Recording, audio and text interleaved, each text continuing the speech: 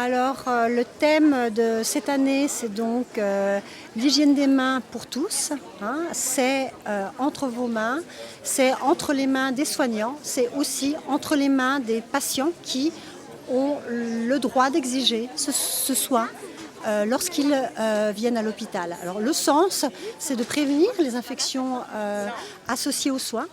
Comme on le fait depuis de nombreuses années à l'hôpital, on enseigne ce soin qui est l'hygiène des mains auprès des soignants, quels qu'ils soient, à 5 moments importants du soin. Alors suffisamment de solutions hydroalcooliques ou gel dans la paume de la main pour pouvoir les mettre sur les deux mains, d'accord?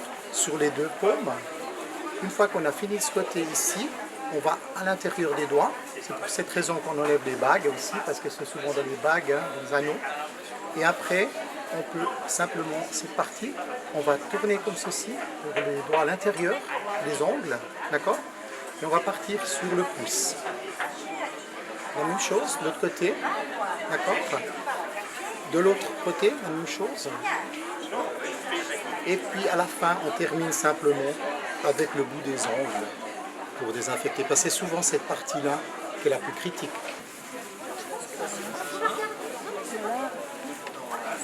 Ah.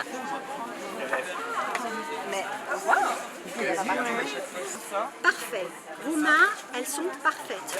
Ça, c'est des mains qui sont propres et qui peuvent aller soigner et toucher les patients. À certains moments, ça a un sens d'utiliser cette solution hydroalcoolique en dehors du lavage des mains traditionnel, notamment lors des épidémies saisonnières comme la grippe ou les épidémies de norovirus. Quand on vient de se moucher, par exemple, c'est important d'apprendre aux enfants à se désinfecter les mains.